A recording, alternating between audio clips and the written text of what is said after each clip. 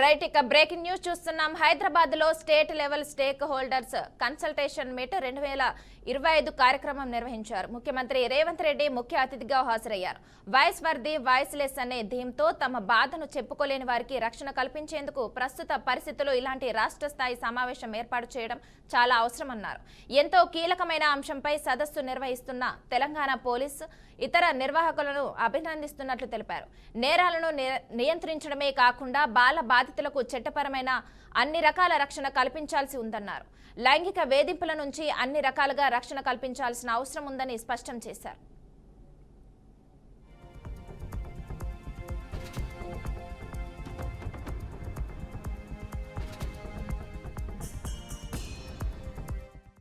The theme Voice for the Voiceless is very important for our society. I congratulate the Telangana Police and other organizers for holding this conference. We must put child survivors at the center of our legal and moral framework in fighting this heinous crime against humanity. We have to protect our children from sexual abuse at any cost and with all means. My government gives top priority to the protection of children and women. Telangana Bharosa project has 29 centers. It provides police support, legal aid, medical assistance and counseling in a friendly environment. Telangana pioneered child-friendly courts run by Hyderabad Bharosa Center. The goal is not just faster cases disposal, but total child protection and development. POCSO Act and Juvenile Justice Act are highly progressive instruments in our legal framework, but they come with problems. We must ensure procedure help child victims, not hurt them. We must also end child pornography and impose strict punishments. Social media abuse of children must also be treated without mercy for culprits. Our state government is fully ready to take all steps. We must ensure justice and compassion for children not only in courts but also at police station, child centers and in every step of this process. I appeal to all of you, respected judges, police officers, CWCs, development partners, let us move forward with a shared mission. Justice is not just about conviction. It is about restoration. CM Revanth రెడ్డిపై మాజీ మంత్రి KTR fire అయ్యారు. CM Revanth Reddy తన హోదాకు దిగజారి మాట్లాడుతున్నారని మండిపడ్డారు. CM Revanth Reddy సవాల్కు తాము సిద్ధమని కేటీఆర్ అన్నారు. 72 గంటల సమయం తీసుకుని రావాలని చర్చకు వచ్చిన తర్వాత బేసిన్లు బెండకాయలంటే పరువు పోతుందని కేటీఆర్ ఎద్దేవా చేశారు. ఎప్పటికప్పుడు రెడీగా ఉంటాం, ఎందుకంటే ఇలా 10 ఏళ్ళు మునిగి తేలిన వాళ్ళం కాబట్టి మేము ఎప్పుడు రెడీ. కాబట్టి మీకు కొద్దిగా ప్రిపరేషన్ టైం కావాలి, మాకు తెలుసు. ఎందుకంటే మీ మంత్రులు గతంలో కూడా మేము శాసనసభలో మీరు ప్రతిపక్షంలో ఉన్నప్పుడు కూడా చర్చ పెడతామంటే మేము ప్రిపేర్ అయ్యి రాలేదండి అంటారు. ముఖ్యమంత్రి గారు అయితే ఆయనకు తెలుసు, మీకు పాపం బూతులు తిట్టడమే ఈజీ, చాలా ఈజీ కదా. బూతులు మాట్లాడడము, డైలాగులు కొట్టడం, గుడ్డలు ఉడదీస్తే అనడము, గుడ్డలు ఉడదీస్తేనే ఇందిరమ్మ గొప్పతనం తెలుస్తుంది అనడము, ఇవన్నీ చాలా ఈజీ. కానీ ముఖ్యమంత్రి గారికి నేను ఎందుకు 72 గంటలు టైం అంటున్నా అంటే, మళ్ళీ మీరు అక్కడికి చర్చకు వచ్చి బేసిన్లు బెండకాయలు అని చెప్పి ఆయనతో ఉన్న పరువు తీసుకుంటే తెలంగాణ ముఖ్యమంత్రి పరువు పోతుంది. ఇప్పటికే మీరు ఎంత సిగ్గుమాలిన వ్యక్తి ఇప్పటికే అందరికి అర్థమైపోయింది. ఎవడన్నా అడుగుతాడండి ముఖ్యమంత్రి దేవాదుల గోదావరి బేసిన్లు ఉన్నదా అని అడిగే పరిస్థితి ముఖ్యమంత్రి. బేసిన్ తెలియదు, బెండకాయ తెలియదు. దాంతోపాటు ఇంకా దరిద్రం ఏంటంటే నల్లమల్ల పులి అని చెప్పుకుంటాడు. నల్లమల్ల తెలంగాణలోనే ఉంది కదా అని అడుగుతాడు మీటింగ్లో. అంటే ఇంత నికృష్టమైన వ్యక్తి కాబట్టే కొద్దిగా ప్రిపేర్ అయ్యేందుకు టైం వారికి 72 గంటల సమయం ఇస్తాము. లేదు ముఖ్యమంత్రి గారు కనుక ముచ్చటపడి లేలే మా సొంత ఊరికే రండి కొండారెడ్డిపల్లి కంటే అక్కడికైనా వస్తాం, లేదు మా సొంత నియోజకవర్గం కొడంగల్లో పెడతాను నేను అంటే నీ ఇష్టం, అక్కడైనా పెట్టు. లేదు మా నాయకుడు కేసీఆర్ గారి సొంత ఊరు చింతమడకకు వస్తావా, అక్కడ రెడీగా ఉంటాం. లేదు మా నాయకుడు కేసీఆర్ గారి నియోజకవర్గం గజ్వేలు, అక్కడికి వస్తావా, నీ ఇష్టం. ఊరు నీ ఇష్టం, ప్లేస్ నీ ఇష్టం, సమయం డేటు అన్నీ నీ ఇష్టం. నేను రెడీ, మా పార్టీ తరఫున నీ సవాల్ని స్వీకరిస్తూ ఉన్నాం. కాకపోతే మేమంటే ఎప్పటికప్పుడు రెడీగా ఉంటాం, ఎందుకంటే ఇలా 10 ఏళ్ళు మునిగి తేలిన వాళ్ళం కాబట్టి మేము ఎప్పుడు రెడీ. కాబట్టి మీకు కొద్దిగా ప్రిపరేషన్ టైం కావాలి, మాకు తెలుసు. ఎందుకంటే మీ మంత్రులు గతంలో కూడా మేము శాసనసభలో మీరు ప్రతిపక్షంలో ఉన్నప్పుడు కూడా చర్చ పెడతామంటే మేము ప్రిపేర్ అయ్యి రాలేదండి అంటారు. ముఖ్యమంత్రి గారు అయితే ఉమ్మడి ప్రకాశం జిల్లా కర్రేడు గ్రామ ప్రజలు కూటమి ప్రభుత్వ తీరుపై ఆందోళన చేపట్టారు. ఇండోసోల్ వద్దు పొలాలే ముద్దు అంటూ నినాదాలు చేశారు. సోలార్ ప్రాజెక్టు ఏర్పాటు చేయడం కోసం కర్రేడు గ్రామ పంచాయతీలోని భూములు కావాలని ప్రభుత్వం అడిగింది. అయితే తమ భూములను ఇచ్చే ప్రసక్తే లేదని రైతులు తేల్చి చెప్పేశారు. కర్రేడు గ్రామాన్ని మరో కోనసీమ గ్రామంగా పిలుచుకుంటామని చెబుతున్నారు. పంట నష్టం జరిగినప్పుడు ఒక నాయకుడు కూడా తమను పట్టించుకోలేదని వాపోయారు. ఓట్లు అవసరమైనప్పుడే ప్రజలు గుర్తొస్తారా, ప్రజల్లో ఇబ్బందులు ఉంటే గుర్తుకు రారా అంటూ ప్రశ్నించారు. కర్రేడులోని భూములు సారవంతమైనవని వాటిని ప్రభుత్వానికి ఇవ్వలేమన్నారు.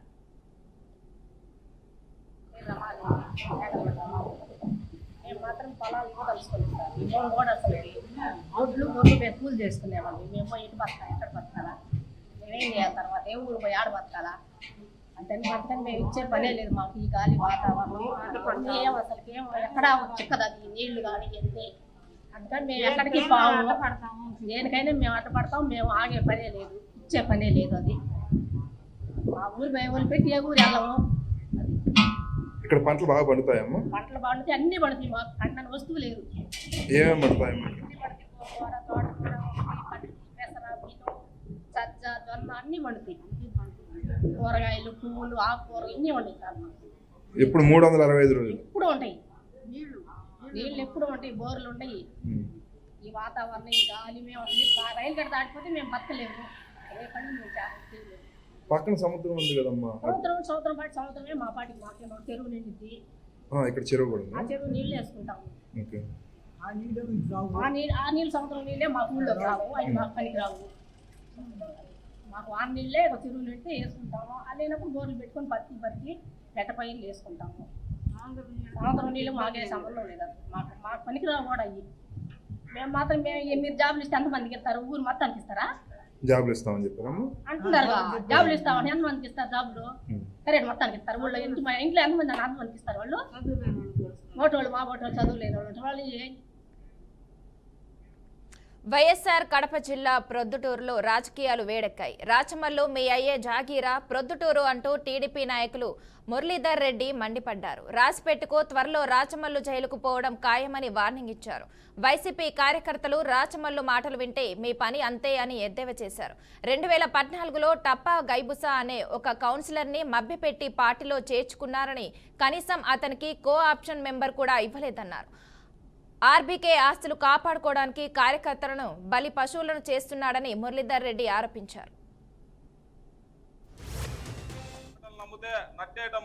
ప్రసాద్ రెడ్డి ఒక కార్యక్రమం పెట్టి ఈ తెలుగుదేశం గవర్నమెంట్ లో చేసే కార్యక్రమాలన్నీ దగా, మేము చేసిన కార్యక్రమాలు మంచిటని పెద్దగా ఊపతంబుడు అతని నోటి చాతుర్యాన్ని ప్రదర్శించినాడు. అయినా రాచమల్లు శివప్రసాద్ రెడ్డి, నీ మాటలు నమ్మితే ఆడ నీళ్లు ఉన్నాయంటే నీళ్లు గానీ ఉండవు.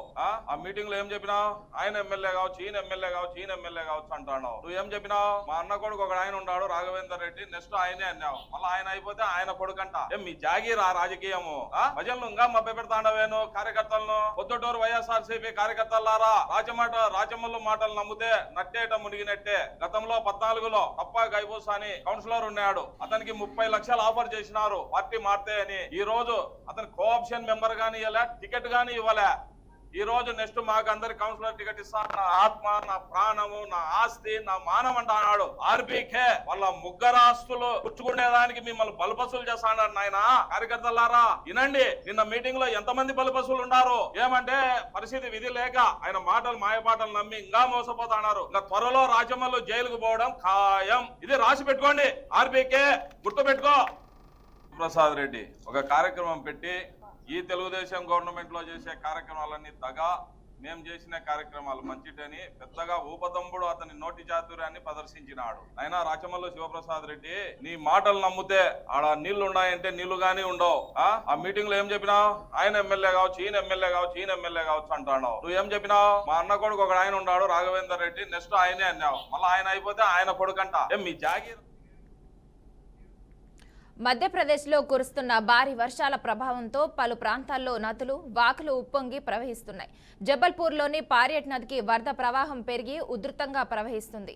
బరేలా కుందం ప్రాంతంలో గ్యాస్ సిలిండర్ల లోడ్తో వెళ్తున్న ఓ లారీ వరద దాటికి పారియట్ నదిలో కొట్టుకుపోయింది.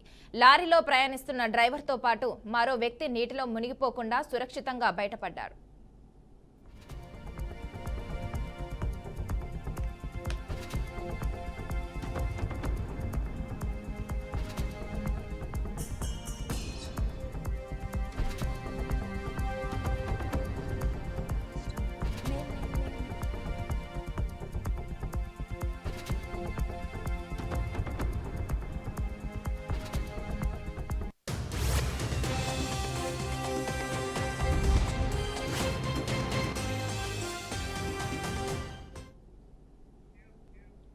జమ్మూ కాశ్మీర్లోని రాంబన్ జిల్లా చందర్కోట్ వద్ద అమర్నాథ్ యాత్రికులు ప్రయాణిస్తున్న బస్సులకు ప్రమాదం చోటు చేసుకుంది.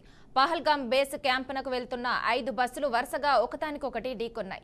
ఈ ఘటనలో మొత్తం 36 మంది యాత్రికులు గాయపడ్డారు. యాత్రికులు అల్పాహారం కోసం చందర్కోట్ వద్ద వాహనాలు ఆపిన సమయంలో ఓ బస్సు అకస్మాత్తుగా నియంత్రణ కోల్పోయి ముందు ఆగి ఉన్న బస్సులను ఢీకొట్టింది. దీంతో వరుసగా వాహనాలు ఒకదానికొకటి ఢీకొనడంతో ఈ ఘటన జరిగింది. క్షతగాతులను రాంబన్ ప్రభుత్వ ఆసుపత్రికి తరలించి చికిత్స అందిస్తున్నారు.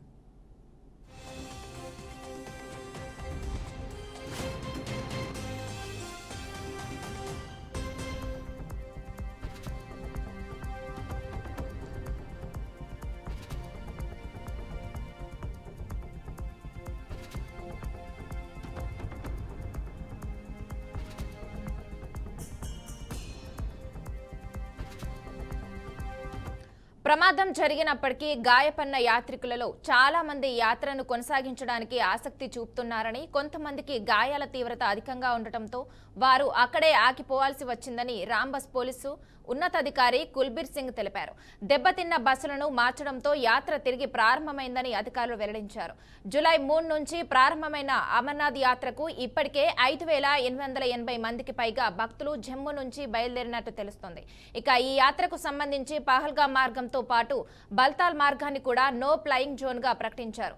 గతంలో పహల్గాం వద్ద జరిగిన ఉగ్రదాడి నేపథ్యంలో భద్రతను మరింత బలపరచామని జమ్మూ కాశ్మీర్ లెఫ్టినెంట్ గవర్నర్ మనోజ్ సిన్హా తెలిపారు.